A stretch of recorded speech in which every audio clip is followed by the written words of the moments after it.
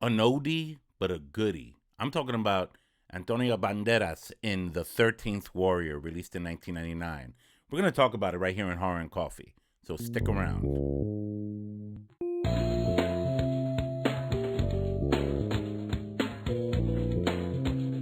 I'm your host, Ralph Perez. If you like what you see here, all the reviews, the collectibles, the lightsabers, and all that kind of stuff, please tap on that bell for future notifications and consider subscribing to future Horror and Coffee content. All right, so I'm gonna give you the setting. Right, it's September of 1999. Right after the craze of the Phantom Menace, which was released, the previous May. I decided to go to the movies, and I asked this girl out on a date, right? And this girl, I don't think she considered it a date. Maybe it was just in my head.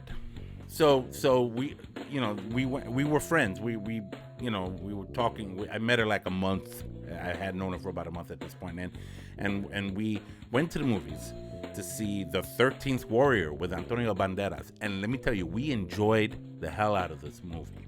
It was directed by John McTiernan, and it's a story actually written by the one and only Michael Crichton.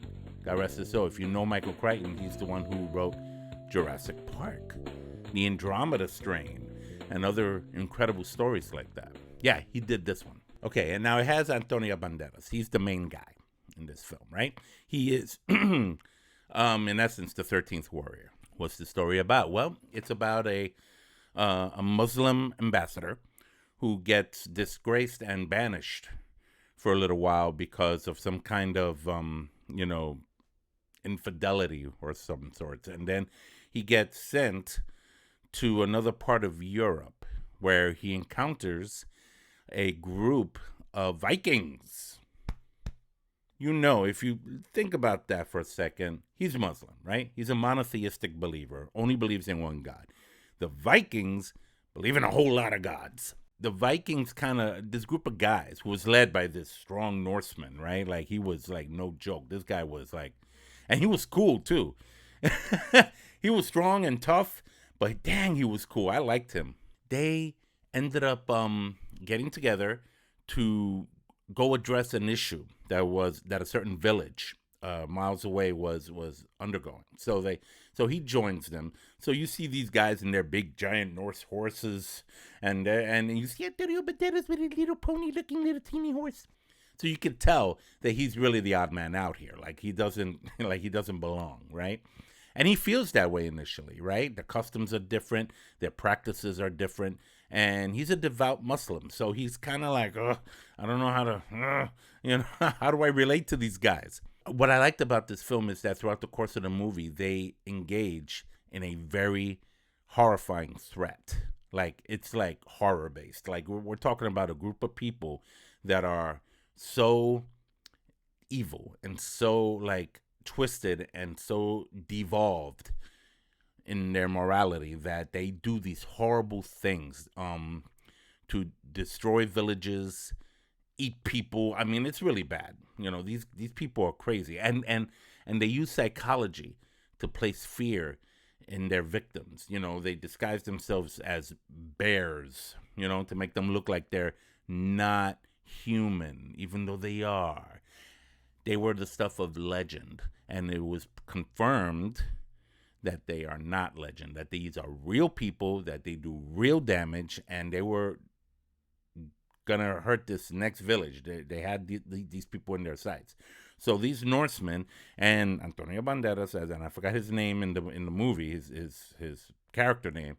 They go to protect this village. They go help the village prepare for the battle, right? And then they decide to take the fight to these baddies.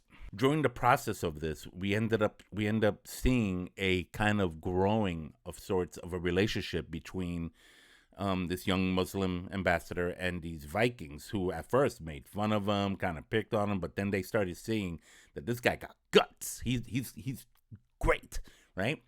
And I loved the brotherhood of sorts that ended up evolving between him and the Norsemen. They were they became a band of brothers, so to speak, to fight a common enemy that was just that was just like amazing. And I remember this girl that I was on a date with.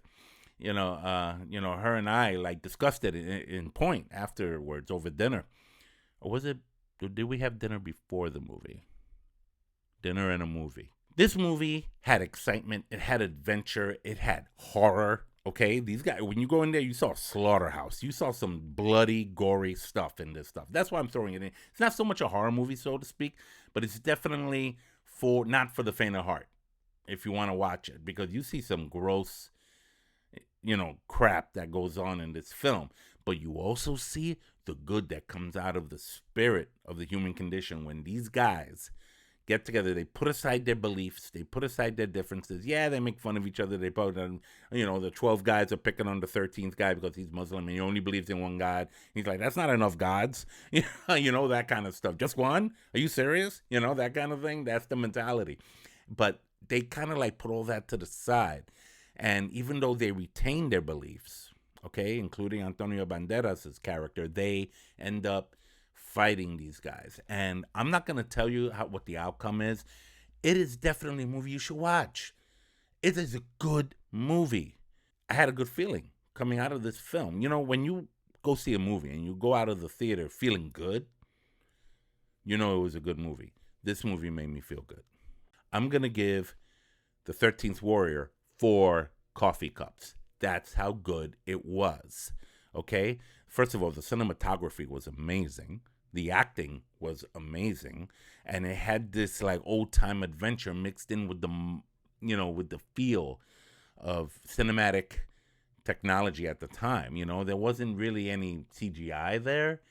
There didn't need to be, for the most part, at least. Maybe if there was, I didn't notice it. But the effects were just amazing. The fight sequences were phenomenal. The most important part was that there was a strong message to convey in this film, was that regardless of our beliefs, regardless of our backgrounds, when push comes to shove, we need to bond together and fight the common foe, fight the common enemy, right? So, that's what this story was about.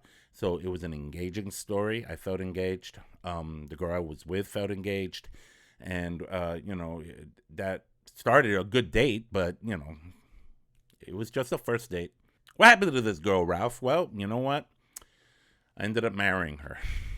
And as of the posting of this video, it's her birthday today. Happy birthday, my Princess Sandy. All right, tell me what you think about The 13th Warrior. Talk to me, comment below, and share with me what you think of this movie from 1999, based on the story by Michael Crichton, starring Antonio Banderas. All you Antonio Banderas fans, go watch The 13th Warrior. This is Ralph Perez, Horror and Coffee. Until next time, take care.